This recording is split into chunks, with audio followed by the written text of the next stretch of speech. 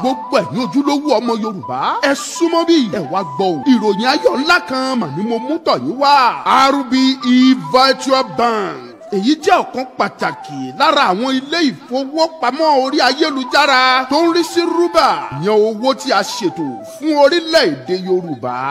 ìròyìn ayọ̀ náà tún ni wípé kò sí irú owó tí ẹ ò lè fi dúnàádúrà lórí RBE Virtual Bank. ìbáà ṣe dọ́là tàbí owó euro tàbí pound sterling West African sefa Gambia dollars àti Libyan dinar. bákan náà ni náírà Nàìjíríà ò gbẹ́yìn rárá. o ẹ̀yin lè kówó yín pamọ́ sí RBE Virtual Bank kẹ́ ẹ bá lè mórí bọ́ lórí ọ̀rọ̀ náírà tó fojoojúmọ́ ń ṣòjòjò.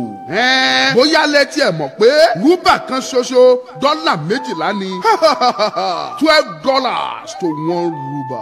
kò wá tán síbẹ̀ o lè fowó ránṣẹ́ sí òkè òkun àwọn tó wà lókè òkun náà sì lè fowó ránṣẹ́ sílé láti inú àpò ìṣúná rúbà tiẹ̀. owó kì í sọnù níbẹ̀ ìfọ̀kànbalẹ̀ wà lórí owó tẹ́ ẹ bá fi pamọ́ sí ilé ìfowópamọ́ orí ayélujára yìí. tètè lọ forúkọ sílẹ̀ lónìí kí o sì gba nọ́mbà ìdánimọ̀ tirẹ̀. fún ẹ̀yin tí ẹ̀ ń fi àlàyé lẹ́kùnrẹ́rẹ́ ẹ pè Bishop Adesina sórí WhatsApp nọ́mbà yìí +234 9067 05 0000 lẹ́ẹ̀kan sí +234 9067 05 0000. WhatsApp nìkan ni kí ẹ ti pe nọ́mbà yìí o tàbí kí ẹ kàn sí wẹ́bsáìtì wọn ìyẹn ní www.rbebanking.org. bákan náà lẹ lè gba mobile app wọn sílẹ̀ látòrí Google Play Store. rúbà owó àwa ọmọ Yorùbá RBE Virtual Bank ló ń ṣètò ẹ̀. tètè forúkọ sílẹ̀ kó tó pẹ́ jù.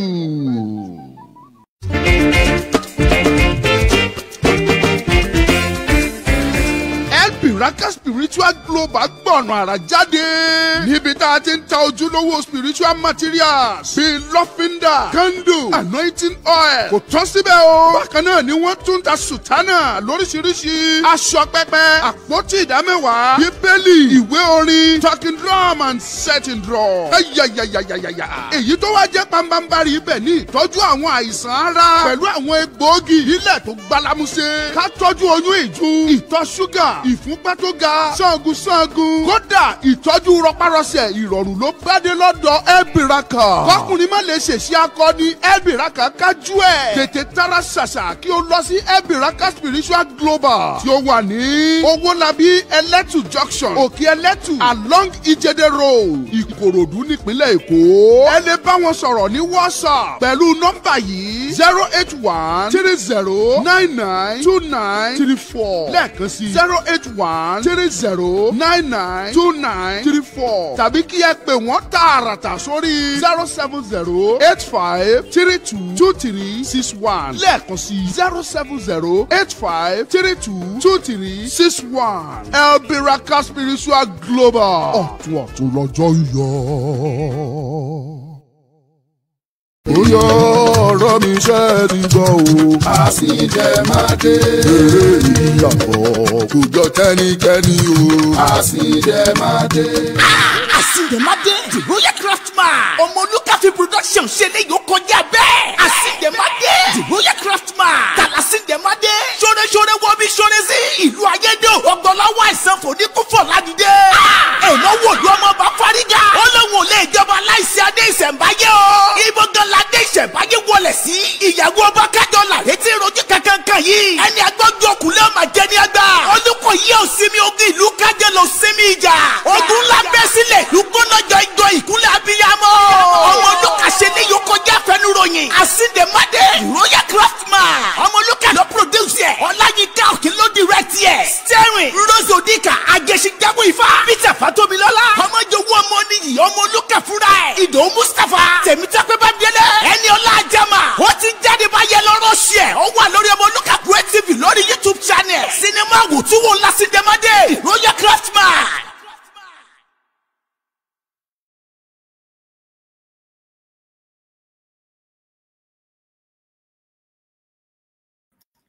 Gbogbo ẹ̀yin olólùfẹ́ Ọmọlúkà Great TV, mo kí yín lọ́mọdé lágbà lọ́kùnrin lóbìnrin lónílé lálejò, mo kí gbogbo yín pápátá lóyún inú láṣẹ ẹ̀bí mo tún ti dé gẹ́gẹ́ bí mo ṣe ń dé o. Ọmọ òkòròkòrò lógun sá ọmọ tipa kìrìkìrì lọ́tọ̀ ọmọ ojúlógún kàjúbà kàkéjà ọmọ akọ́nyábọ́dà màmú karabalẹ̀ ọmọ aṣàkókò yìgbó ṣọ́kọ Èkìtì ṣọ́kọ àkókò ọmọ ògìdán ògùn mọ gàrà ayáran jẹ́ bí ológo ọmọ arógun má sá ọmọ arógun má ṣojú ọmọ alọ́ṣọ mọ́dí gbà tán lọ́wọ́ ọmọ akin.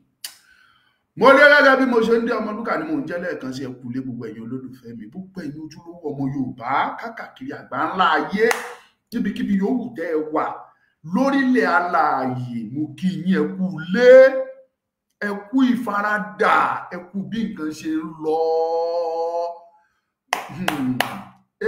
Rẹ́rẹ́ ti rún o. Ti ẹgbẹ́ jòkó kẹ jòkó rẹ́rẹ́ ti rúnṣẹ́ tí gbọ́. Ṣé mo pé tán bá ti sọ̀rọ̀ fún yàn máa sọ pé kí ni bàbá yẹn sọ, kó ṣọ́tọ̀pọ̀ ẹnu ẹ̀ kó gbẹ́nu sọ́hun kó ṣe gbogbo títí lẹ́ máa sọ ibi ló ń pa wọ́n, owó ni wọ́n ń wá, viewers ni wọ́n ń wá, oríṣiríṣi lẹ̀ ń sọ. Ẹ gbọ́ àwọn òyìnbó ní there is sense in nonsense. Àìdá mo ń wówó àbí mo wá viewers tàbí mo ti ẹ̀ ń ṣe nọ́nsẹ̀nsì tó wù yín, ẹ mú sẹ́ǹsì tó wà nínú nọ́nsẹ̀nsì yẹn ẹ yọ kẹrò. That is to tell you pé there is sense in nonsense. Ọmọlúkà ni mò ń jẹ́ lẹ́ẹ̀kan sí gbogbo ẹ̀yin tí ẹ̀ ń wò mí fún ìgbà àkọ́kọ́. Kò dẹ̀ sí nǹkan tí mo gbé dání náà ju ọ̀rọ̀ Yorùbá yìí lọ. Bí Yorùbá ṣe máa bọ́ nínú ìgbèkùn, kò sí nǹkan tẹ́mi ń sọ̀rọ̀ lé lórí jù yẹn lọ. Mi ò kì í parambulate, mi kì í sásọ̀tún kì í sásòsì, mi kì í ṣọ̀tún ṣòsì. Èmi ò sí lára àwọn tó ń sọ pé ṣọ̀tún ṣòsì tí wọn ò bá bì kan jẹ́. Ẹni bá ń ṣọ̀tún tó tún ṣòsì ó fẹ́ bà nǹkan jẹ́ ni. Ojú kan lèmi ń tọ̀ ọ́ sí tó fi hó. Ojú kan ni mo kọjú sí. Ní tí mo dẹ̀ kọjú sí ni wípé Yorùbá nìran mi, Yorùbá lẹ̀jẹ̀ mi, ẹ̀jẹ̀ mi Yorùbá ni. Mi ò dẹ̀ lè lajú mi lẹ̀ kí Yorùbá máa jẹ ìyà, kọ́mọ ẹlẹ́ran kó má rí egun jẹ. Ṣebí wọ́n ní ọmọ ẹlẹ́ran jẹ egun ni wọ́n pé sọ nírú òwe yẹn. Ọmọ ẹlẹ́ran Yorùbá ò rí egun jẹ o. Wọ́n lọ́mọ aláṣọ pé kò gbogbo wọ àkísà, ọmọ aláṣọ ti wa ò rákísà wọ o. Ìhòhò níran Yorùbá wà. Adẹ̀ ti ń tẹnu mọ́ ọjọ́ ti pẹ́. Ó ti wá wà ní igi imú wa báyìí, ó ti tó igi imú wa, ó ti dójú ẹ̀ o. Ẹ jẹ́ kí n kọ́kọ́ sọ kinní kan fún wa gbogbo ọmọ Yorùbá tí ẹ bá mọ̀ lẹ́ni ẹ lọ mọ̀. Ṣé ẹ rí gbogbo tó ń ṣẹlẹ̀ lórílẹ̀ àgbáńlá ayé?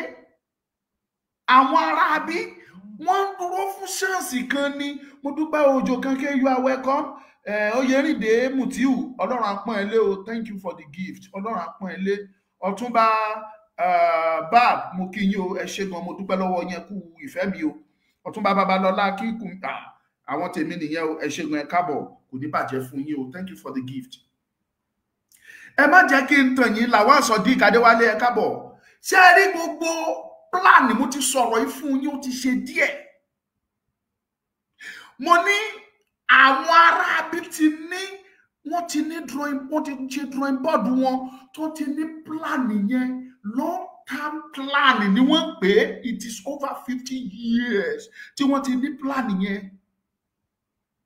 Over 50 years plan làwọn aráabí ti ní sílẹ̀. In tí wọ́n dẹ̀ torí ẹ̀ ní plan yẹn ni wípé Allah ló jogún ilẹ̀ Yorùbá fáwọn, pé àwọn ni Allah fún, kì í ṣe Òkè Ọya táwọn wà yẹn, ibẹ̀ gan kọ́ ló jẹ́ tiwọn, pé Ọlọ́run kàn fi mú àwọn ní gbogbo ẹ̀, pé àwọn fi bẹ̀ dúró náà ni, pé ilẹ̀ Yorùbá gangan ni Ọlọ́run Allah àwọn ló jogún fáwọn. Pánsá ò fúnra, pánsá já síná. Ẹ̀yin oníkọkúkọ jẹ́jẹ́ pé mi ò kọ̀wé pé tẹ́ máa wá, ẹ súnmọ́ bí ẹ tètè wá gbọ́, torí tó bá délẹ̀ ẹ̀yin gangan nìbọn máa kọ́kọ́ dún lórí ẹ̀. I am not here to create panic or scare or whatever, shock anybody. I am here to tell you the reality and fact.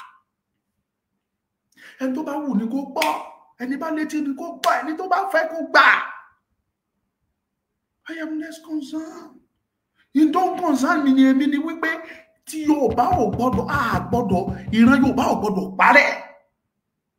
Ṣùgbọ́n àwọn tẹ́ ń wò yìí, àwọn ìpinnu wọn ni bọ́n ṣe máa pa ìran Yorùbá rẹ́, táwọn máa jogún ẹ̀, táwọn máa take over. Ẹ̀yin tẹ́ ń wò mí nínú Facebook, ẹ bá mi pín. Ẹ̀yin tẹ́ ń wò mí nínú YouTube, ẹ̀yin tèmi nínú YouTube, mo bẹ̀ yín ni ẹ pín program yìí. Inú YouTube làwọn èèyàn ti ń wò wá jù. Ẹ bá wa pín káwọn èèyàn lè rí information yìí gbọ́. Ìwọ tó o bá léyàn sí ilé, tó o léyàn tẹ́ wà ní diaspora, kẹ́ ẹ bá lè tètè fà wọ́n létí. Màá play audio fún yín. Ó tó èèyàn 3-4 tó ti send audio yẹn sí mi. Mo fẹ́ sọ̀rọ̀ fún yín, kẹ́tẹ́ tí yín bẹ̀lẹ̀ jẹ́ kẹ́ gbọ́. Ẹ pín program yìí, mo sọ o, kì í ṣe torí ìtara mi o, torí àwọn tí àwọn aláìmọ̀kan. Mo sọ fún yín, mo ní àwọn Fúlàní yìí, wọ́n ní ìpinnu, wọ́n ní plan, wọ́n ti jókòó láti ayé Old Dan Fodio ni wọ́n ti ń pinnu ẹ̀ bọ̀. Nígbà tó di ayé Ahmadu Bello, the dead Sardauna of Sokoto or the Sultan of Sokoto, wọ́n jókòó, wọ́n wá ní drawing board wọn. Gbogbo àwọn who is who tí wọ́n wà nínú ibi tí wọ́n ti ṣe drawing board yẹn lọ́dún náà lọ́hùn-ún, ọ̀pọ̀lọpọ̀ wọn sì wà láyé lẹ́ni o. Wọ́n dẹ̀ ní ìpinnu wípé ọ̀nà tá a fẹ́ gbà rèé. Àsìkò kan wà tó ti yẹ ká carry out iṣẹ́ yẹn láti wage war. Wọ́n á kàn déédéé attack unexpected. Wọ́n ti pinnu, wọ́n ti fẹ́ ṣe é, ṣùgbọ́n nǹkan kan tó dí wọn lọ́wọ́, wọn rí i pé tán bá gbìyànjú ẹ̀ ó léwu fún wọn. They now postponed it. Wọ́n wá ń dúró fún àsìkò tí opportunity máa jáde. Wọ́n ti rí opportunity yẹn báyìí o. And any moment from now, Yorùbá land, safe. Èmi kàn bí àwọn Fúlàní tá à ń sọ yìí ni. Ẹ̀yin oní jihadi, you are free. Ẹ máa bọ̀ nílẹ̀ Yorùbá, ẹ bá fẹ́ wá pa everybody, you are free. Ṣùgbọ́n ẹ ṣáàjọ́, ṣe rí gbogbo àwọn àgbààgbà wa, ẹ kọ́kọ́ bá wa pa gbogbo wọn tán. Àwọn àgbààgbà, ẹ kọ́kọ́ bá wa yanjú wọn, kẹ́ ẹ pa wọ́n. Àwọn Afẹ́nifẹ́re ẹ mú wọn balẹ̀, ẹ pa ọba, ẹ pa ìjòyè, ẹ pa àwọn olówó, àwọn àgbààgbà, ẹ kọ́kọ́ bá wa yánmùtù gbogbo wọn pátápátá. Ẹ má ti fọwọ́ kàn wá ọ̀dọ́. But a mọ̀ yìí pé àwọn youth gangan náà máa target, torí wọ́n mọ̀ yìí pé youth máa fẹ́ dìde, wọ́n fẹ́ retaliate, wọ́n fẹ́ ṣe. Ẹ jẹ́ kí wọ́n lọ sàn án sí pàtàkì tí mo ṣe sáré wálé ní o. Ẹni bá létí ni kó gbọ́. Ẹ̀yin tẹ́ bá ń wò mí nínú TikTok, ẹ bá mi pín o, kẹ́dẹ̀ bá mi máa like ẹ̀, ó ti yé, ẹ máa tẹ̀. Ṣé ara àwọn people tá ń sọ yìí, Òòṣà Ìbàdàn, mo kí ẹ, you are welcome. Ṣé ẹ ráwọn tá à ń sọ yìí, wọ́n ti ní plan yẹn ọjọ́ ti pẹ́ pé ilẹ̀ Yorùbá ilẹ̀ wọn ni, títí tó dẹ̀ fi di ọ̀la yìí, ọ̀la ọlọ́la yìí, part of Yorùbá land ọwọ́ àwọn Fúlàní ló wà ó, tẹ́ ẹ bá mọ̀. Tá a bá fẹ́ sọ̀rọ̀ a ní Ìlọrin, Fúlàní gba Ìlọrin mọ́ wa lọ́wọ́. Mo ń béèrè lọ́wọ́ gbogbo ẹ̀yin tẹ́ ẹ wò mí, ẹ̀yin ọlọ́gbọ́n, ẹ̀yin amòye, ẹ̀yin tẹ́ ẹ dúró lórí òtítọ́, ṣé Ìlọrin nìkan ni Fúlàní gbà lọ́wọ́ wa ni? Ìlú tí Fúlàní ti claim mọ́ Yorùbá lọ́wọ́, tí Fúlàní ti claim mọ́ wa lọ́wọ́, ó ju mẹ́wàá lọ. Bẹ́ẹ̀ ni gbogbo ìlú tó jẹ́ ti Yorùbá tó wà ní Kwara, kò sí nínú wọn tó bá wa ṣe ilẹ̀ Yorùbá o. Gbogbo wọn Fúlàní ni wọ́n bá ṣe o, under Fúlàní Emirate ni wọ́n wà o. Tẹ́ ẹ bá mọ̀ kẹ́ lọ mọ̀ lénìí. Ní ilẹ̀ Yorùbá ń bí dẹ̀ tún wá rèé, ọ̀pọ̀lọpọ̀ àwọn ìlú tẹ́yìn bílífù kó jẹ́ ìlú Yorùbá tí wọ́n gé mọ́ ilẹ̀ Yorùbá, lóòótọ́ wọ́n gé wọn mọ́ ilẹ̀ Yorùbá. Ọ̀pọ̀lọpọ̀ náà àwọn ìlú wọ̀nyí ìkáwọ́ àwọn Fúlàní ni wọ́n wà o. Bẹ̀rẹ̀ láti Kìsì, Ṣakí, Ìgbòho, Ọ̀yọ́, Ìṣẹ́yìn, gbogbo àwọn ìlú tó wà ní northern Ọ̀yọ́ state yẹn wà láìsùnmọ́ bí láì. Àwọn Fúlàní wọ́n pọ̀ níbẹ̀ débi wípé tó bá rí wọn ìwà máa bà ẹ́ pé àṣẹlẹ̀ Yorùbá lélẹ́yìí ni. Gbogbo ìlú wọ̀nyí lèmi ti dé o, mo fojú mi o, mo fi ojú mi rí, wọn ò fi patan o. Bẹ́ẹ̀ bá dí Ọ̀yọ́, Fúlàní fẹ́ẹ́ pọ̀ ní Ọ̀yọ́ ju ọmọ Yorùbá lọ. Reality ni mo gbà fún yín, tẹ́ bá rò pé mò ń parọ́ tó. Òótọ́ ni mo sọ fún yín, ní ilẹ̀ Yorùbá yìí táwa ń sọ yìí pé Ìlọrin ni wọ́n gbà. Ní Ìlọrin ọ̀pọ̀lọpọ̀ ìlú ni wọ́n ti gbà mọ́ wa lọ́wọ́ ń bẹ̀. Gbogbo Yorùbá towns tó jẹ́ ti Yorùbá tó ṣàfọ́ọ̀sì Kwara state, gbogbo ẹ̀ pápátá Sultan ló ń pàṣẹ wọn o. Ọ̀fà tó súnmọ́ wa níbí, Ọ̀fà ò rí Yorùbá gẹ́gẹ́ bí ara wọn o. Wọ́n lè máa tàn yín ara wa. Ẹ lọ sí ìlú tó ń pè lọ́fà, kẹ́ lọ wo ohun tó ń ṣẹlẹ̀ bẹ́ẹ̀. Ẹ lọ wo, ẹ compare Yorùbá àti Fúlàní, ẹ fi wọ́n wéra ní ìlú tó ń pè ní Ọ̀fà níbí. Ṣùgbọ́n Yorùbá à nífura o. Ìyẹn ẹ mọ̀ pé pẹ́tà wá tẹ̀ tí ń sọ, that doesn't mean anything to me. But èmi á máa sọ eléyìí torí pé kí ni in tó fẹ́ ṣẹlẹ̀ báyìí. Ọ̀pọ̀lọpọ̀ Ìbàdàn ti fẹ́ strike tó jẹ́ pé ariwo tá à ń pa wọ̀nyí ló fún wọn mẹ́yìn tán tó fi gbá reverse. Bóyá bá ṣe ń pariwo ẹ̀ yìí, tí àwọn tó kù wa náà bá gbé, tí n bá ti ń parí, màá send that voice note, màá send ẹ̀ sí Lady K, màá send ẹ̀ sí Bàbá Èkìtì, màá send ẹ̀ sí Kóìkì, màá send ẹ̀ sí gbogbo àwọn tó bá yẹ kí n send ẹ̀ sí pátá nínú mídíà, káwọn gan tètè pariwo síta torí pé kí ni Yorùbá ò fúnra, pásá ò fúnra, ó jásí náà ni wọ́n sọ. Listen my people, ṣé ara wọn Fúlàní wọ́n dúró fún chance, opportunity, simply because in tán pè ní religion ó ti wà nínú ẹ̀jẹ̀ wọn, wọ́n ti gbà á sódì. Tẹ́ bá wọn tó ṣẹlẹ̀ lórílẹ̀-èdè àgbáyé lénìí, wọ́n ní ìjà ṣẹlẹ̀ láàrin Israel àti Iran. Àwọn míì tí ò mọ̀ tó ṣẹlẹ̀ wọ́n blame Israel. Àwọn tí ò mọ̀, àwọn aláìmọ̀ kan, they are blaming Israel. Ó tó kò sí tó kàn mí pẹ̀lú Israeli torí mi kì í ṣọmọ Israel. The same thing, kò sí tó kàn mí pẹ̀lú Iran, mi kì í ṣọmọ Iran. Ṣùgbọ́n mo fẹ́ sọ fún yín wípé tẹ́ ẹ bá mọ̀ tí Israeli ṣe, tí Amẹ́ríkà ṣe, ẹ mọ̀ wípé fún àǹfààní àwa gan-an ni wọ́n ti ṣe, ni wọ́n torí ẹ̀ ṣe. Màá yan fún yín, màá túmọ̀ ẹ̀ fún yín ìdí tó fi rí bẹ́ẹ̀. Torí pé kí ni mo ń sọ̀rọ̀ mi, mo ní àwọn Fúlàní ń dúró de opportunity. Wọ́n ń dúró de opportunity, wọ́n dẹ̀ ń roko ẹ̀, ẹ̀yin lẹ̀ fúnra. Now ní nǹkan bí ọdún bíi mélòó kan sẹ́yìn àwọn Israel ti mẹ́sẹ̀jì Iran wípé ẹ̀yin Iran onínú fùfù nìyí, gbogbo terrorist tó wà lórílẹ̀-èdè àgbáyé lè ní Iran ní headquarter wọn. Iran is the headquarter of all the terrorists. Àwọn ló ń finance ISWAP, àwọn ló ń finance Al-Qaeda, àwọn ló ń finance Boko Haram, àwọn new one tí wọ́n tún ṣẹ̀ṣẹ̀ dé tí wọ́n kóra wọn jọ tí wọ́n lọ sọ́dọ̀ Olúwo nìkan bí ọdún kan ọdún méjì sẹ́yìn, gbogbo yín lẹ rí fídíò ẹ̀ nígbà yẹn tí wọ́n wá sáfin Olúwo tán wá láti Iran. Àwọn iná ni wọ́n sponsor wọn. Most of àwọn terrorist tó wà lórílẹ̀ alàyè lẹ́ni terrorist wọn yẹn Iran ló ń fún wọn ní backup. Tẹ́ bá rí tí Gumi tó ń ṣe gantugantu tó ń yan fandafanda, Iran ló wà lẹ́yìn Gumi tí Gumi fi ń dún tó fi ń dá àrà tó wù tí Nàìjíríà gọ́ọ̀mẹ̀ntì ò lè rí gbé tí wọn ò lè arrest ẹ̀. Tẹ́ bá mọ̀ lẹ́ni ẹ lọ mọ̀. Iran tẹ́ ń wò yẹn àwọn ló wà lẹ́yìn Gumi. Ọkùnrin kan náà wà ní Kaduna tóun náà tó tún ṣe bí terrorist kan báyìí ní Kaduna. Iṣẹ́ ọwọ́ àwọn Iran ni.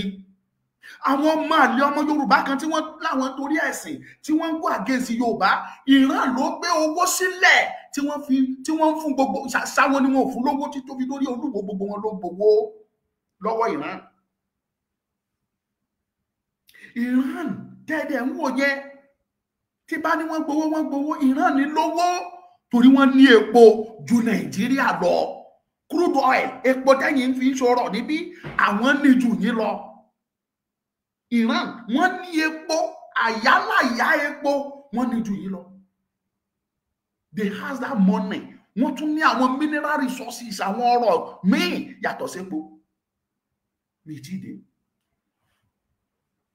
Israeli message wọn pé ẹ̀yin people wọn nítorí ìwà tó wà lọ́wọ́ yín ìjọ tẹ́ ẹ̀kan expect ẹ̀kan dédé yín nuclear bomb yín ẹ̀kan dédé máa yí sáwọn country kan ni tó dẹ̀ jẹ́ pé country yẹn parẹ́ tí náà pè ní nuclear bomb àwọn bọ́ǹbù tó lè pa odidi orílẹ̀-èdè run kì í ṣe bọ́ǹbù tó jẹ́ pé ká jù sí àdúgbò kó dẹ̀ àdúgbò jẹ́ rárá àwọn bọ́ǹbù tó jẹ́ pé tán bá jù sí odidi orílẹ̀-èdè kan orílẹ̀-èdè yẹn lè di iná ó lè jorun àwọn náà ń pè ní nuclear bomb. Israel wá sọ fún wọn àtàmẹ́kẹ́ pé àwọn ò lè gbà kẹ́ ẹ ní irú bọ́ǹbù bẹ́ẹ̀ yẹn torí pé kí ni you are full of evil terrorist ni yín orílẹ̀-èdè tẹ́ kàn ń bínú tínú kàn dédé ń bí yín sí láì jẹ́ kán mọ̀ ẹni tí ẹ kàn mọ̀ dédé ju irú bọ́ǹbù yẹn sí wọn lọ́jọ́ kan ni o for that reason àwọn ò lè gbà in tó bí wàhálà tó wà lẹ́yìn nìyẹn. Meanwhile tẹ́ bá wo bí gbogbo ẹ ṣe ń lọ kò sí kan tó ní kí Iran má step down ṣùgbọ́n torí pé wọ́n ní plan ọ̀pọ̀lọpọ̀ àwọn terrorist group wọn yẹn ni wọ́n ti pa mọ́sábẹ́ tó ń lọ lọ́wọ́ between Iran and Israel tí wọ́n fẹ́ gba ibẹ̀ wọlé in the name of wípé wọ́n gbèjà Iran. Fáàtì ni mò ń gbà fún yín lénìí mo sọ fún yín pé Fúlàní ń dúró de opportunity. Kí ló kan àwọn ọmọ Fúlàní tí wọ́n lọ ń protest against Israel ní Nàìjíríà? Kí ló kàn wọ́n? Ṣé wọ́n jọ ọmọ Iran ni? Ẹ̀rí fídíò ẹ̀ níbi tí wọ́n ti kóra wọn jọ tí wọ́n ti ń ṣe protest against Israel. Ẹ̀rí fídíò ẹ̀ máa wá jáde sí máa pílẹ̀ fún mi yẹn tí n bá ti rí i pé wọn ò ní fún mi ní kinní kan strike máa gbé jáde máa pílẹ̀.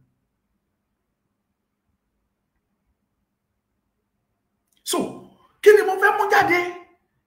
Mo ń sọ fún yín ní àwọn pípù yẹn wọ́n ń dúró de opportunity ni. Mo ń sọ fún yín o Gumi Nàìjíríà ló wà ó yan fandafanda. Most of àwọn olórí sójà yín Iran ní sponsor wọn fún wọn lówó. Tẹ́ bá mọ̀ ẹ lọ mọ̀ lẹ́ni most of àwọn tó pera wọn ní Fúlàní military leaders àwọn ọ̀gá nínú iṣẹ́ ológun ní Nàìjíríà. No, there's no doubt. It is obvious that Fulani controls the military. Fulani controls the military of Nigeria, and majority of them ni wọ́n ń gba nǹkan látọwọ́ àwọn ará bí yìí o. Wọ́n mọ ibi tó fi ń ṣe o.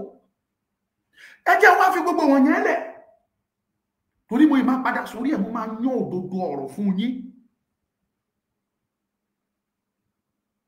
Now, Màámi Ajífọwọ́bá wẹ́ ẹ̀tẹ̀ kápọ̀ jàre, kí n tẹ̀ tó lọ sórí ọ̀rọ̀ VDM, máa play audio kan fún yín bí náà. Onírọ́lá sọ pé lẹ́yìn òun wà lọ́run. Ṣé mo pé mi ti ń sọ̀rọ̀ yìí fún yín ó ti pẹ́? Mo ní àwọn pípù yìí ti ní plan, wọ́n dẹ̀ ní ọ̀nà tó fẹ́ gbà. Wọ́n máa attack school, wọ́n máa attack church, wọ́n attack mosque ní Yorùbá land, wọ́n attack many gathering, event. Ibi tó bá ti ń ṣe event, wọ́n máa attack yín níbẹ̀. Mi ní kẹ́ má ṣe party yín o, ṣùgbọ́n wẹ̀yìn ẹ wò. Mi ní sọ jù yẹn lọ. Now, ẹ jẹ́ padà sẹ́yìn. Mi ní padà sẹ́yìn lórúkọ Jésù, iwájú ni màmá lọ. Ẹ wá gbọ́ kí mú gbogbo àlàyé tí mo ṣe yẹn jẹ́ gbé sẹ́gbẹ́ kan. Ẹ̀yin tí ẹ ń wò mí, maybe for the first time, or ẹ ti ń wò mí tẹ́lẹ̀, ẹ jókòó, ẹ fọwọ́ yín lé, ẹ jẹ́ ká jọ gbé ọ̀rọ̀ yìí yẹ̀ wò. Let us debate on this. Ask yourself, are we supposed to be in Nigeria? Ṣé ó yẹ ká wà nínú Nigeria? Ẹ béèrè lọ́wọ́ ara yín. Ẹ compare gbogbo situation tó ń ṣẹlẹ̀. Ṣé ó yẹ ká wà lórílẹ̀-èdè kan pẹ̀lú àwọn ará bí? They killed over 200 people in Benue. Ìyẹn ò tí ì tán. Wọ́n gbọ̀nà Maiduguri lọ ní Borno. Wọ́n tún pa èèyàn lọ rẹ́rẹ́rẹ́rẹ́. Ìyẹn gómìnà ṣe sọ pé òun ò gbọ́ tí Kano tún ṣẹlẹ̀. The same country ládẹ̀ láàjọ wà. Ẹjọ́ mo ń bí ní ẹ̀yin ọlọ́gbọ́n, ẹ̀yin amòye, ẹ̀yin ọlọ́pọlọ pípé tẹ̀ ń wò mí. Kí ni ìdánilójú pé táwọn pípé yìí bá pa ara wọn tí wọ́n ń pa lọ́run, táwa bìlífù pé wọ́n ń pa yẹn, tí wọ́n bá pa wọ́n dé level kan tí wọn ò rá wọn tán lè pamọ́, kí ni ìdánilójú pé wọn ò ní múùfù wá sọ́dọ̀ yín káwá bẹ̀rẹ̀ sí ní pa ẹ̀yin náà? After all, it's the same Nigeria. Àánú ṣe mí, omijé ń pọ̀n mí.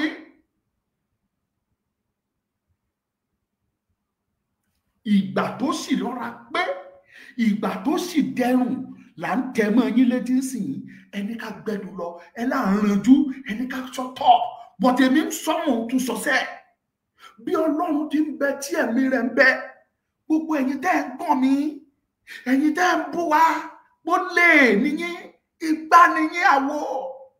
Gbogbo yín yẹn pátápátá tọ́rọ̀ bá délẹ̀ tó di gbà, ẹ̀yin lẹ máa kọ́kọ́ forí fa.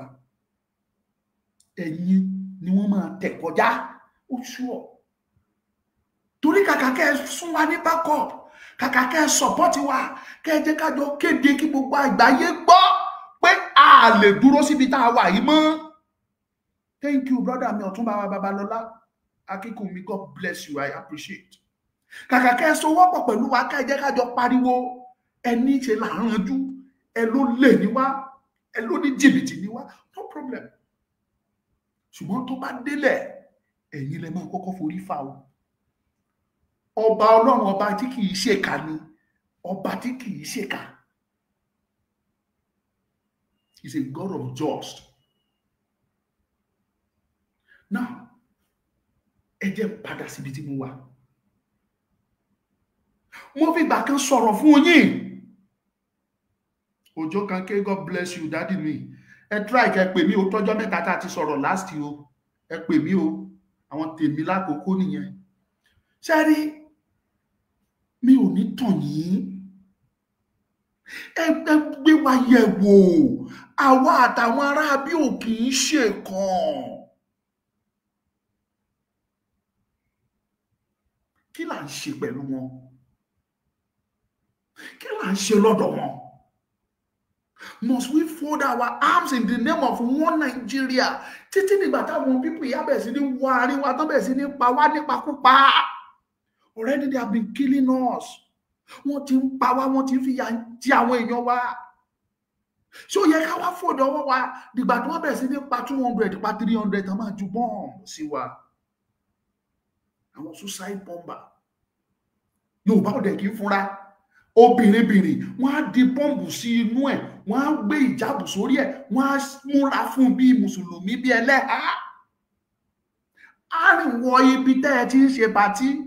Gbòò bọ́ǹbù á dún gbogbo yín á dẹ̀ kú. Wọn ò ní nítorí tí ò sí security, nítorí tí Yorùbá ò fúnra ẹ̀ ní mọ̀. Wọ́n á dẹ̀ pa yín. Ní ọdún tó kọjá tẹ́ ẹ bá gbàgbé, sọdún tó kọjá ló dà ipọ́dún yìí ṣe ní Iléṣà bí Ìjẹ̀ṣà. Ẹ ti gbàgbé pé wọ́n mú àwọn Fúlàní kan bẹ́ẹ̀ níbi tí wọ́n ti ń ṣe bọ́ǹbù. Wọ́n ń to bọ́ǹbù ní Iléṣà bí tí n bá parọ́ ẹ sọ fún mi. Níwùsí gbé lọ́dún ó dà pé early this year ní ọdún tó lọ. I don't actually remember the time. If not late last year, it will be early this year. Tí wọ́n mú wọn níbi tán ti ń to bọ́ǹbù ní Iléṣà. Àánú ṣe mí fún Yorùbá. Ṣé ẹlẹ́yin tẹ́ wà lábroad? Mo kí yín ẹ kú oríire o. Ẹ kú oríire ẹ̀yin tí ẹ ti bọ́ǹdì yín. Ẹ ti bọ́. Ẹ ti bọ́. Àwa tá a há síbẹ̀ tá a rí mi lọ bá àwa ní kẹ́ àánú wa kó máa ṣe yín. Thank God I don't just go to party anyhow. Mi dédé lọ party. Kódà tí n bá lọ party ojú lalákan fi sọ́rí ni mo fi ń ṣe. Party tí mo dẹ̀ bá máa lọ a jẹ́ pé ẹni yẹn ti jẹ́ onítìjú mi lè avoid ẹ̀ ni mo ṣe fẹ́ lọ. Ẹ gbọ́ ṣe rí ìjà tó ń lọ láàrin Iran àti Israel, àwọn ará bí fẹ́ gbabẹ̀ wọlé o. Mi ìṣú ọ̀pẹ ẹ gbọ́ mi dáadáa. Àwọn ará bí fẹ́ gbabẹ̀ o. Ayé lẹ́nu pé kí ló ọ̀nà wo ló gbà fi kàn wá? Òótọ́ ni. But ta ló mọ ibi tí ọ̀rọ̀ yẹn fẹ́ láǹdì sí lọ́wọ́lọ́wọ́? À ń bẹ Ọlọ́run kó má láǹdì sí world war. Torí tó bá ti lọ di pé gbogbo àwọn orílẹ̀-èdè yẹn ni wọ́n ní pọ́lísì, oníkálukú ló ní pọ́lísì tó ń tẹ̀lé. Gbogbo wọn náà jọ ní agreement. Ṣùgbọ́n mo jù ẹ́ ò jù mí, mo jù ẹ́ ò jù mí ò tó mi tó ń ṣẹlẹ̀ láàrin gbogbo wọn ó lè dá wàhálà sílẹ̀ anytime. Yorùbá land were supposed to be one of the safest country in the world because we are peaceful. Ní dédé kọlù yàn, dẹ̀ ní dédé sọ pé èèyàn méjì ń jà. Yorùbá ò kì í ṣe é. Àwọn méjì ń jà, wà dẹ̀ máa sọ pé lágbájá lèmi ń support, lágbájá ni mo. Yorùbá ò ní ṣe. Yorùbá máa wọ́nà bó ṣe máa paná ẹ̀ ní. Ẹ jẹ́ ká bára wa sọ̀rọ̀. Ìjà tó fẹ́ jà yìí ó lè kan àwa náà. Ẹ jẹ́ ká wọ́nà ká paná ìjà yẹn. That is Yorùbá. Ẹ má ṣe nígbà mi sọ pé áńgẹ́lì ni wá o. But ó wà nínú ìran Yorùbá nú ẹ̀jẹ̀ wa. 80 to 90% of ọmọ Yorùbá ló máa ṣe irú ẹ̀. Tó bá rí téèyàn méjì ń jà, bó ṣe máa paná ẹ̀, bó ṣe máa sọ fún wọn pé ẹ má jà, tó ṣe máa create àlàáfíà sáàrin wọn ló máa wà. That is ẹ̀jẹ̀ Yorùbá ni. And for that reason, we were supposed to be one of the most safest and peaceful country in the world. Tó bá jẹ́ pé ẹ gbà ká dá dúró on our own. Báwo lẹ ṣe expect pé omi gbígbóná àtomi tútù ẹni káwọn méjèèjì jọ máa ṣe? Kí ló máa ṣẹlẹ̀? Omi yẹn á waste ni, kò ní gbóná, kò ní tútù, kò ní wúlò. Àwọn Fúlàní, they want to use the opportunity of what is going on to strike. Thank God ọ̀pọ̀lọpọ̀ nínú yín lẹ̀ ń wo VDM. Very dark man. Nígbà tó rìn bọ́ bàbá yẹn bó ṣe kéré tó yẹn tó ṣe rí pínpín yẹn, òun náà ń gbá research ó ríran o, ó ti sọ fún yín, ó ní wàhálà fẹ́ ṣẹlẹ̀. Those people have surrounded every state. tó fi lórí ilẹ̀ Ìgbò tẹ́ ń pariwo this is Biafra land, ẹ̀ ń tara yín jẹ. Ẹni tó ń ṣọ́yàn ó lágbára ju èèyàn tí wọ́n ń ṣọ́ lọ. Wọ́n ń ṣọ́ àwa ni, àwa ò ṣọ́ anything, pátí là ń ṣe. Kẹ́pọ̀ Bẹ́sẹ̀rẹ́ pé Pasuma Pòjùpá pé Kwanwan Wàsíù kẹ́pẹ́ gbogbo wọn kọ́ máa kọrin àtàwọn màmá kí sọjí máa lọ́nu church. Ìtawà ń ṣe ńlẹ̀ Yorùbá nìyẹn. Kíyèsára, àwa security conscious at all. It is getting to that level now. Wọ́n ti study yín, wọ́n ti mọ̀ yín. Wọ́n mọ̀ everything about Yorùbá. Nítorí àìwà security conscious wa. Fúlàní ibi tí ìwọ ọmọ Yorùbá, ìwọ ọmọ onílùú gan ibi tó mọ̀, àwọn ará bí mọ̀, wọ́n ti fi ọ̀kadà, wọ́n ti ṣọ̀kadà lọ́bẹ̀, wọ́n ti mọ̀ jù ẹ lọ. Àkúrẹ́ tí mò ń gbé, àìmọye ọmọ Àkúrẹ́ tó jẹ́ pé wọn ò mọ bí mi l'Àkúrẹ́, wọn kàn ń gbọ́ ni. Mo rí wọn, wọ́n yapa. Wọ́n ní ṣé ọmọ bí báyìí lòun ò mọ̀, ó dẹ̀ jọ ọmọ Àkúrẹ́, kò dẹ̀ kúrò l'Àkúrẹ́ rí. Ṣùgbọ́n Fúlàní mọ̀ bẹ́ẹ̀, wọ́n ń gbọ́kadà lọ. Bó bá dárúkọ ẹ̀ wọ́n sọ fún ẹ káwọn mọ̀. Wọ́n ti survey ilẹ̀, gbogbo everything ti wà lọ́wọ́ wọn. Mo ti sọ fún yín lọ́jọ́ tí mo lọ Ìkòròdú táwọn ọlọ́kadà tó jẹ́ pé ọ̀kadà bíi 2019 nínú wọn lọ́mọ Fúlàní l'Haúsá. The same thing níjọ́ tí mo lọ Badagry, tí mo lọ sáàfin kábíyèsí Badagry, tí àwọn ọ̀kadà tó fẹ́ gbé wa lọ sáàfin tó jẹ́ pé gbogbo ọ̀kadà tá a rí pátápátá Fúlàní ni gbogbo wọn pátápátá, wọn ò gbọ́ Yorùbá. Already wọ́n ti ráǹdì, wọ́n ti sọ ráǹdì wá nítorí àìfúra wa. Now they are ready. Audio kan wá jáde táwọn ẹnìkan send sí mi. Wọ́n send ẹ̀ sí mi recently. Ó tó èèyàn bíi mẹ́ta. Ó tó èèyàn mẹ́ta mẹ́rin tó send audio yẹn sí mi. Mo fẹ́ play ẹ̀ fún yín kẹ́ gbọ́.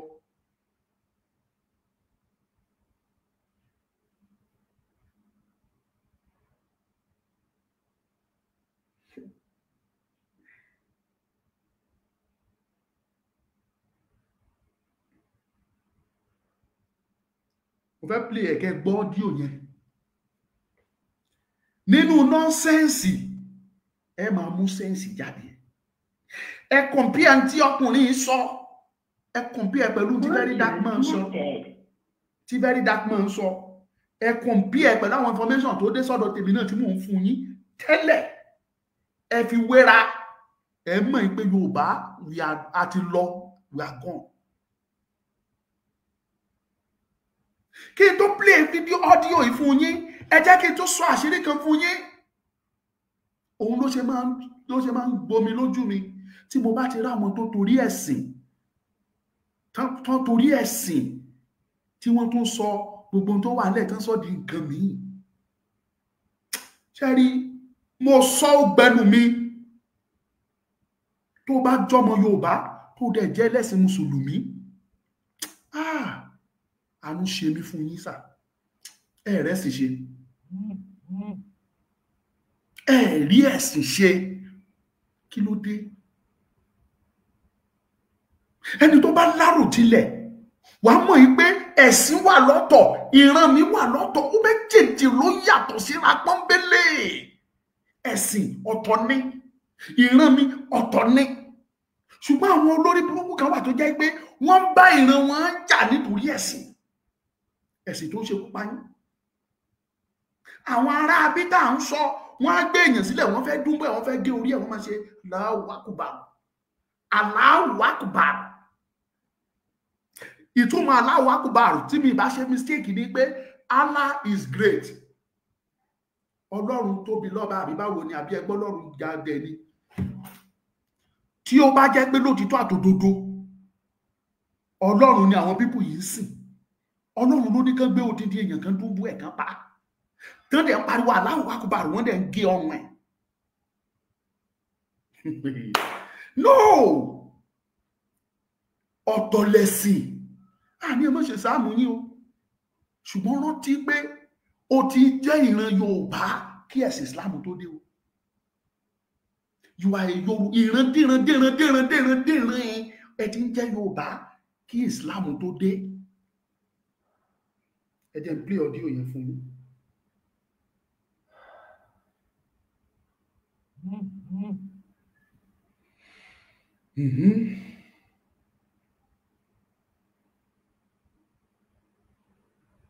Kí n jẹ́ kí àwọn èèyàn wa mọ̀ wípé ẹ gbọ́ láti bẹ̀rẹ̀. Sí gbogbo àwa ọmọ Yorùbá, ọmọ káàárọ̀ oòjíire, ẹ jọ̀ọ́ ẹ tẹ́tí lẹ́kọ̀ọ́ kẹ́ gbọ́ mi. I got this message from a close source tó jẹ́ wípé ó wà ní military, àbúrò ló jẹ́ fún mi. Ó pè mí, ó lóun ò lè pe Nàìjíríà láti sọ̀rọ̀ ìfọ́lọ́ láti jẹ́ abroad ló lè pè. Ó lóun ò lè pè ní direct line, only because wọ́n monitor gbogbo call wọn pátápátá. Ó ní kò sí gbogbo call direct call tí any person tó wà nínú combat ní military Nàìjíríà tó lè make out tí ó kì í gba ọ̀dọ̀ wọn ọ̀gá wọn. Ó ní wọ́n ti ṣe síbẹ̀ tó pé gbogbo conversation ló gba ọ̀dọ̀ wọn, so wọ́n máa listen sí gbogbo conversation. Ó ní but ó ní wọn à lè get ti WhatsApp. Ó ló fi pè mí. Ó ní kí n jọ̀ọ́ kí n jẹ́ kí àwọn èèyàn wa mọ̀ wípé nǹkan kan lè ṣẹlẹ̀ very soon ní ilẹ̀ Yorùbá. Ẹ ń gbọ́ o, nǹkan kan very soon. Àti ilẹ̀ Ìgbò. Àti ilẹ̀ Ìgbò. Ó ní nǹkan kan lè ṣẹlẹ̀. Ó lóhun tí ìmọ̀ ni wọ́n sì ń sọ ní kákọ́ọ̀sì wọn ní báràkì ni pé ó likely pé wọ́n fẹ́ ṣọ́ọ̀bù wọn, wọ́n fẹ́ kó wọn lọ sí north, wọ́n máa tún kó àwọn míì wá, àwọn set of military young soldiers, wọ́n máa kó wọn wá sísàlẹ̀, wọ́n máa kó wọn lọ sí south east, south side àti south west. Àwọn pípù tá à ń sọ yìí, ẹ má gbàgbé mo sọ fún yín, wọ́n ti implant àwọn èèyàn wọn sí inú military pátápátá. Àbẹ́ ti gbàgbé ni, ṣé ti sáré gbàgbé ni, almost 200 plus tí wọ́n láwọn Boko Haram repentant tán dẹ̀ dé, wọ́n dẹ̀ kó gbogbo wọn sínú iṣẹ́ sójà. Ṣé ti sáré gbàgbé ni ẹ̀yin èèyàn mi? They control the military. Anyway, ẹ máa gbọ́ lọ. West. Ó ní ṣé mo rí àwọn Fúlàní tán. Please power tap, ẹ bá mi tap ẹ jọ̀ọ́. Wá sí ìsàlẹ̀ yẹn pátá. Ó ní àwọn ajagun ní àwọn apànìyàn ní. Ó ní ṣé a rí obìnrin láàrin wọn, ó láàrin obìnrin láàrin wọn. Ó ní ṣé mo rí wípé láìpẹ́ láì jìnnà àwọn obìnrin Fúlàní tán wà níbi Sẹ́ríkí, tán wà ní Èkó, tán wà ní gbogbo àwọn ilẹ̀ Yorùbá ti bọ̀. Ó lè rí i pé wọ́n máa di ẹrù wọn, wọ́n máa padà lọ sí north. Ó láwọn obìnrin àti ọmọ kéékèèké wọn ni pé wọ́n máa kó wọn lọ, wọ́n ti sọ pé ká máa pa sí north àwọn obìnrin wọn àti àwọn kéékèèké wọn, wọ́n máa kó wọn pa lọ sí north àti àwọn àgbàlagbà wa arúgbó wọn. Ó ló máa kó àwọn ọ̀dọ́ sílẹ̀. Ó ní tá bá ti rí pé gbogbo àwọn obìnrin wọn àti ọmọ kéékèèké wọn àti àwọn àgbàlagbà wọn tá lè jà pé wọ́n ti lọ tán. Ó ní ìgbà ìkíní ẹ̀ máa bẹ̀rẹ̀. Ṣé ẹ ti gbọ́ bẹ́ẹ̀ yẹn? Very soon, within a period of 2 weeks. Ó ní so ó ní àwọn Fúlàní tán wá sí ìsàlẹ̀ wa tán kó wọn wá yẹn. Ó ní gbogbo wọn ló ní ammunition dání. Ó ná máa bẹ̀. Mo sọ fún yín nígbà tí mo lọ sí Lẹ́kì nítòsí ibi tí Dangote ṣe refinery sí, ṣé mi ò sọ fún yín ni? Àwọn tí mo rí, wọ́n kọ́ ilé dúgúdúgú, wọ́n kọ́ chékéré báyìí náà ṣe kọ́ àwọn ilé yẹn. Ilé wọn yẹn adẹ̀ ṣe fẹ́ ní àyè pé wọ́n máa ń ṣí sókè, ṣùgbọ́n táwọn ọba ṣí lójú yẹn ẹ lè mọ̀ pé wọ́n máa ń ṣí. Ó ṣe é ṣí ìsàlẹ̀ ilé yẹn, ìbọn àwọn nǹkan ìjà náà kó kún bẹ́ẹ̀, ṣùgbọ́n lókè wọ́n fi ìmọ̀ wọ́n fi ṣe òkè ẹ̀, wọ́n ń gbé bẹ̀, wọ́n ń ta indomie, wọ́n ń ta provision kéékèèké lójú ti yín. Ẹ mọ̀ pé àwọn tó fẹ́ wá ṣekú pa yín. Ẹ believe, we don't believe, ìdán pàwá lọ ní pọ̀pọ̀lọpọ̀ Yorùbá ò believe, we don't believe in this way. Ó lè ṣe é ṣe tàbí kò tiẹ̀ lè irọ́ lọ́pọ̀lọpọ̀ believe pò jẹ́. ṣùgbọ́n nígbà tó bá délẹ̀ tán mo ń sọ yìí ó máa ṣojú onílé ó máa ṣojú olóko. wọ́n máa bá bẹ̀ sí pa ènìyàn, ó ní wọ́n máa bẹ̀ sí àtàkì Yorùbá, wọ́n máa bẹ̀ sí àtàkì ọ̀dọ́ Yorùbá, wọ́n máa àtàkì Igbos, wọ́n máa àtàkì anybody. Wọ́n lọ́dọ̀ àwọn tá kó wọlé yẹn. Wọ́n sọ pé àwọn àgbààgbà àwọn ọ̀dọ́. Tàti ń pa wọ́n, tàti ń pa wọ́n ládùúgbò, tàti ń yalé pa wọ́n, tàti ń búṣà wọn. Ó ní àwọn èèyàn wa máa kígbe, oró wọ́n ti pa àwọn èèyàn wa. Ó ní federal government àwa pretend nígbà yẹn ni pé náṣẹ máa wá mú fún wọn new soldiers wọlé pé láti lè wá stop àwọn tó ń pànìyàn yẹn. Ó ní irọ́ ni o. Ṣé ń gbọ́? Ó ní game tí àwọn military àwọn government tán fẹ́ play fún Yorùbá ti bọ̀ nìyẹn. Ó ní wọn á ti pààyàn gan, ó lè jẹ́ 2 days wọ́n máa pààyàn gan. Ó ní wọn máa sọ pé wọ́n fẹ́ deploy àwọn army wá kó lè wá stop wọn. Ó ní irọ́ ni. Ó ní àwọn army àtúwá wọlé. Ó ní àwọn èèyàn ò ní stop. Ó ní ẹ̀sìn wọn máa pa èèyàn. Ó ní wọ́n fẹ́ reduce population Yorùbá àti Igbo sọ pé àní lè lẹ́rù ní rí ẹnu sọ̀rọ̀. Ó ní game wọn nìyẹn o. Ó ní ká jọ everybody kó lọ ready o. Ó ní kékulé kó sọ fún toko. Everybody kó lọ ready. Ó ní tí ẹ bá lè sọ fún àwọn OPC tó wà ládùúgbò yín kó kálukú sọ fún pé ká ready fún wọn ká má sùn. Ó ní ká má sùn péye o. Ó ní ká má sùn àtọ̀ péye. Ó lóru náà máa bẹ́ẹ̀ máa bẹ̀ sí àtàkì máa jálé tó máa bẹ̀ sí pa ènìyàn. Ó tó máa bẹ̀ sí pààyàn. Ó ní tójú bá ti mọ́ wọ́n á sá lọ. Wọ́n á sá lọ ẹlẹ́ni rí wọn mọ́. Oníṣòwò tí wọ́n mọ̀ pé Yorùbá máa àtàkì padà pé àwọn Fúlàní ló ṣe é. A fẹ́ máa àtàkì wọn lọ máa pa ìyàwó wa àtàwọn ọmọ kéékèèké wọn. Oníwọ̀n ti kó wọn padà lọ sí north. Ẹ jẹ́ kí n rán yín létí bóyá ẹ gbàgbé màá rán yín létí. Ọdún tó kọjá was it last year or 2021 2023 tẹ́ ẹ bá gbàgbé màá rán yín létí. Ẹ rántí mọ́tò bọ́ọ̀sì tó lé ní 50 tó kó àwọn Fúlàní tí wọ́n kó wọn lọ sí báràkì tó wà lókìtìpupa tí bàbá ṣífù kan kígbe síta lọ́dún náà lọ́hùn. Kí lẹ gbọ́ lẹ́yìn ẹ̀? Kí ló padà tibẹ̀ jáde?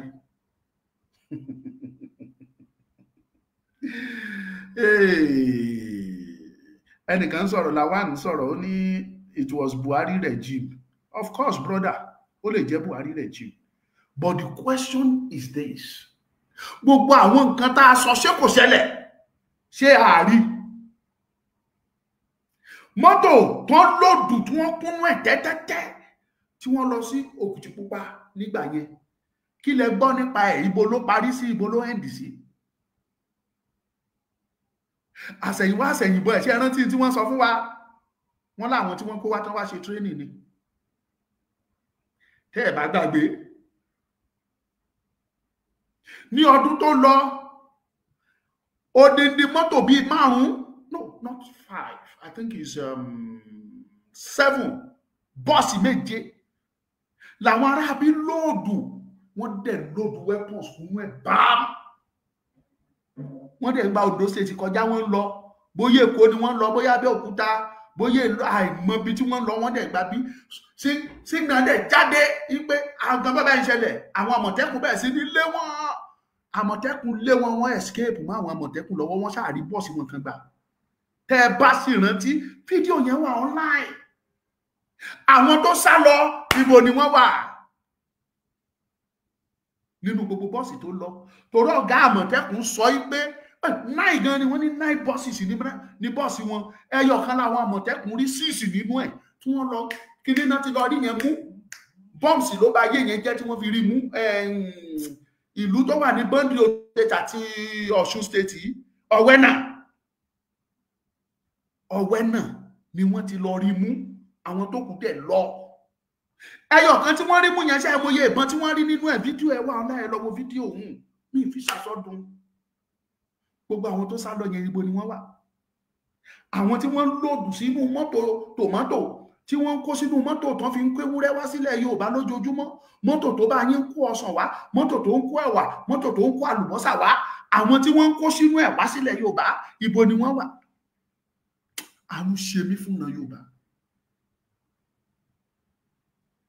And mind you, ẹni tó sọ pé Buhari regime, my brother, ṣé pípa tán lọ pa àwọn tán pa ní Benue recently báyìí ṣé Buhari regime ni? 28 ni wọ́n pa lóṣù tó lọ ní àlà ní Àkúrẹ́ ń bí. Ṣé Buhari rẹ̀ jíìmù ni? Àwọn tí wọ́n pa lẹ́kìtì, tí wọ́n pa lọ́ṣun, tí wọ́n pa lóǹdó, tí ò tí ì ju ọ̀sẹ̀ kan àbọ̀sẹ̀ méjì báyìí, ṣé Buhari rẹ̀ jíìmù ni brọ́dà mi? Yorùbá ní kẹ̀rẹ̀kẹ̀rẹ̀ díẹ̀díẹ̀ ní mú ẹlẹ́dẹ̀ ń wọgbà. Díẹ̀díẹ̀ ní mú ẹlẹ́dẹ̀ ń wọgbà. Wọ́n ti wá ń test yín, wọ́n ti ń gbé yín yẹ̀wò pé àwọn bá strike bóyá ẹ máa yọwọ́ or not. Lára ẹ̀ ni wọ́n dánwò nílùú Ọ̀wọ̀ pé ẹ wọnú church ẹ yanjú. Wọ́n wọ church wọ́n pààyàn. Kí lẹ gbọ́? Àwọn tí wọ́n ti condemn tẹ́ ẹ bá mọ̀ ẹ lọ mọ̀ lẹ́ni. Wọ́n bá sọ fún yín wípé wọ́n arrest àwọn tó ṣiṣẹ́ ọ̀hún pé wọ́n dájọ́ ikú fún wọn ní ká pa wọ́n. Irọ́ ni. This is Nigeria. Àwọn tó ti condemn, tó ti ṣe tó ti dájọ́ ikú fún, tí wọ́n wà ní inú ọgbà ẹ̀wọ̀n, àwọn náà lọ kó jáde tó lọ ń blame pa àwọn ló wá ṣiṣẹ́ Ọ̀wọ̀. Àwọn tó ṣiṣẹ́ Ọ̀wọ̀ ti lọ, wọn ò rí wọn kó. Wọ́n mọ̀ọ́mọ̀ ṣe yẹn ni láti lè wo reaction yín, láti lè wo reaction yín, láti lè fi mọ̀ bóyá lóòótọ́ táwọn bá strike bóyá ẹ máa ṣe. Kí lẹ ṣe nígbà tí wọ́n wá àtàkì lọ́wọ́? You did nothing, Yorùbá. Kò sí tẹ́ ẹ ṣe.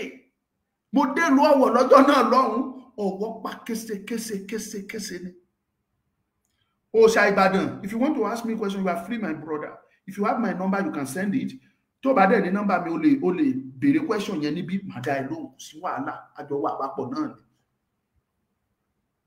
Kí ni Yorùbá ṣe nígbà tí wọ́n wá pààyàn lọ́wọ́?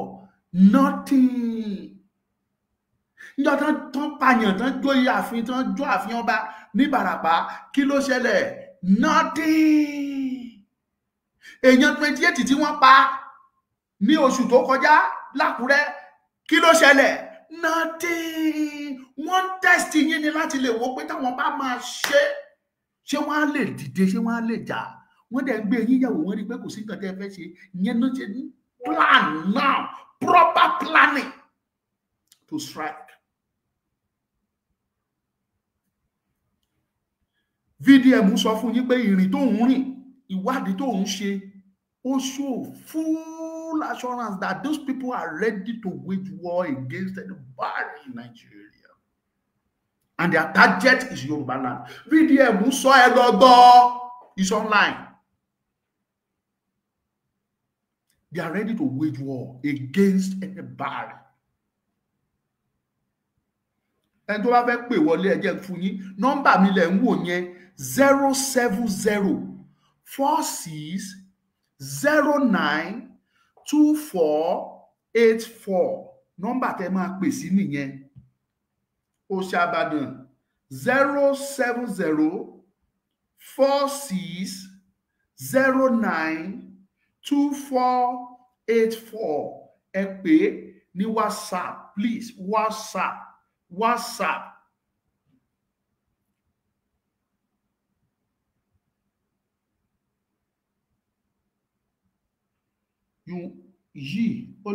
Question. I want to ask what's your disposition towards the present Tinubu administration. I am not a politician, my brother. Mo ti gbé ẹ̀wù politics, mo ti gbé kọ́ láti 2019. Thank you for the gift. Mo ti gbé kọ́ láti 2019. So I'm no longer interested in anything politics. What I am after now is Yoruba land. Freedom of Yoruba land. It don't jáde lẹ́nu mi is freedom. Freedom is coming tomorrow. Get ready, mama, prepare for your freedom. Freedom is coming. Wọ́n sọ fún yín pé àwọn terrorists, wọ́n náà sọ pé àwọn repent, wọ́n dẹ̀ bá yín kó gbogbo wọn wíì, wọ́n kó wọn sínú iṣẹ́ sójà. Ẹjọ́ security wo ló wà ńbẹ̀ mọ́? What is security in that? Ẹ̀ẹ́dẹ̀ fúnra. Ẹni tó bá fẹ́ pè mí kó pè 07046092484. That is the number. Àní pẹ́ mọ́ tá a máa fi parí ètò yìí. Ìgbọràn sàn ju ẹbọ rírú. Yorùbá ẹni bá fẹ́ràn máa ṣe pàtì yín lọ. Ẹ máa ṣe òkú àgbà. Ẹ pa màlúù 50. Ẹ pa màlúù lọ rẹ́rẹ́rẹ́rẹ́ dáná lọ. Ẹ ta ilé bàbá yín, ẹ ta lẹ̀ bàbá yín. Ẹ fi ra màlúù. Ẹ fi pe léré, ẹ pe Òṣùpá, pe Wàsíù, pe gbogbo wọn. Ẹ máa ṣe pàtì, ẹ máa jó lọ. Ó kù tíntínní, wọ́n máa fi wọlé sáàrin yín. Ẹ ní bí wọn ò ní ṣẹ́ẹ̀kì. Nígbà tó bá múra tó fẹ́ wọlé, tẹ́ ẹ̀ ń wò bí ẹlẹ́hàá. Tó bá rí i pé tó máa múra bí ẹlẹ́hàá, pé wọ́n lè tètè fẹ́ ṣe amúra bí obìnrin tó fún ẹ̀ dáadáa. Ẹ rò pé ṣe ló sanra, bọ́ǹbù ló wà lára ẹ̀. Tó bá wọ bẹ̀, ó kàn máa mú bí eléyìí ni á dẹ̀ rọra tẹ̀. Kíní wọn á ti wà lọ́wọ́ ẹ̀, fóònù lẹ máa pè é. Á dẹ̀ rọra tẹ̀. Gbòò, kò sẹ́ni tó máa escape ń bẹ̀, gbogbo wọn lákò. Ìgbọràn sàn ju ẹbọ rírú. Ẹni bá létí kó gbọ́, a máa sọ tètè mi. Mo kúkú tún ti sọ eléyìí, alágẹmọ ni mí. Mo ti bímọ tán, àìmọ́jọ́ ó kù sọ́wọ́ yín. Àìmọ́jọ́ kù sọ́wọ́ yín. Ṣé rí? Mo sọ eléyìí fún yín kẹ́ bá lè mọ̀ ní o. Àwọn tẹ́ ń wò yìí, wọ́n ń wá opportunity ni pé kí nǹkan kan ṣáà ṣẹlẹ̀ kán lè rí bẹ́ẹ̀ gbà wọlé. Kí nǹkan kan ṣẹlẹ̀ kán gbàbẹ̀ wọlé sí yín lára. Ẹ wá mọ̀ pé kíjìpá ò kì í ṣàwò.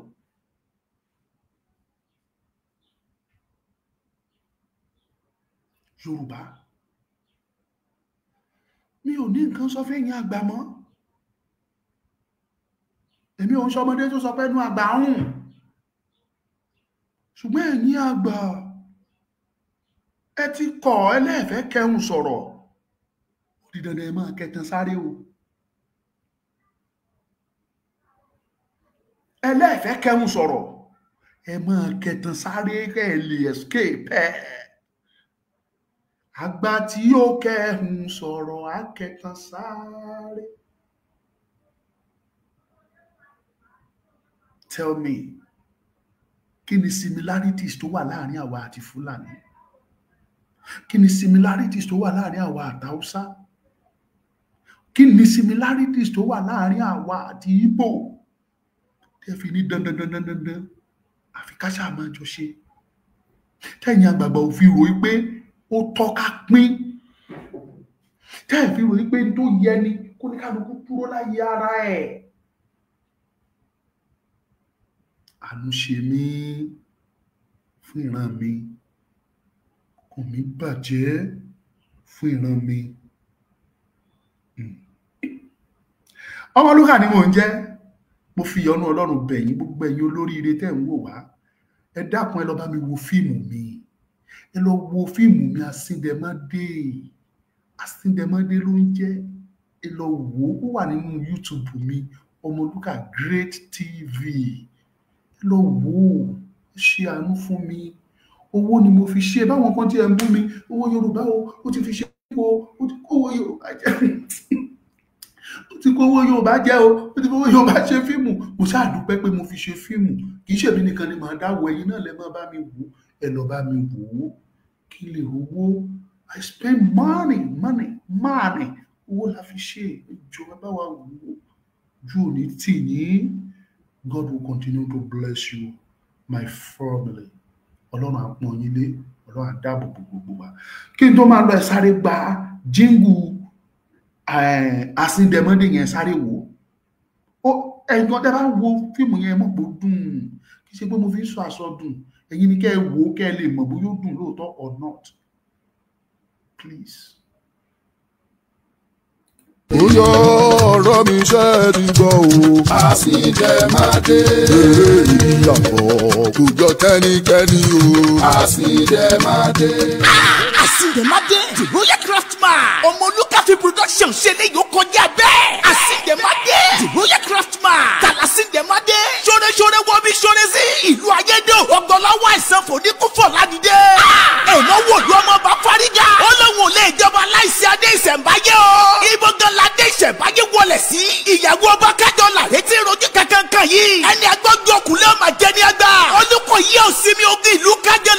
ìjà. Ogun ńlá bẹ́ sílẹ̀ ìlú gbóná jọjọ ìkúlẹ̀ abiyamọ. Ọmọ Olúkà ṣe ní yóò kọjá fẹnuròyìn. Àsìndèmádé Royal Craftsman. Ọmọ Olúkà ló produce ẹ̀. Ọláyínká Òkè ló direct ẹ̀. Steering Rose Odika Ajẹsìnjábọ̀ Ifá. Peter Fatomilọ́lá. Ọmọ Jowó ọmọ níyì ọmọ Olúkà fúnra ẹ̀. Ìdòwú Mustapha. Tèmítọ́pẹ́ Bámidélé. Ẹni ọlá Ajama. Ó ti jáde báyẹ̀ lọ́rọ̀ ṣẹ̀. Ó wà lórí ọmọ Olúkà Great TV lórí YouTube channel. Sinimá wùtúwò ńlá Àsìndèmádé Royal Craftsman.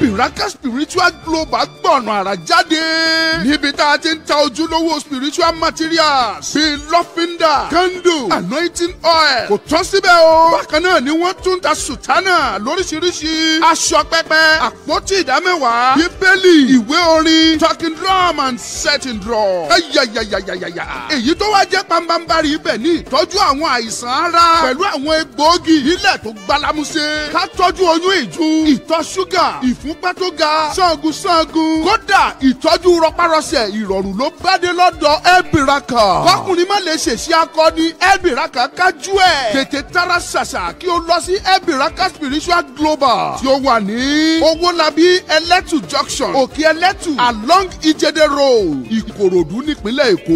ẹ lè bá wọn sọ̀rọ̀ ní WhatsApp pẹ̀lú nọ́mbà yìí 08130992934 lẹ́ẹ̀kan sí 08130992934 tàbí kí ẹ pè wọ́n tààràtà sórí 07085322361 lẹ́ẹ̀kan sí 07085322361 Elbiraka Spiritual Global ọ̀tún lọ́jọ́ yọ.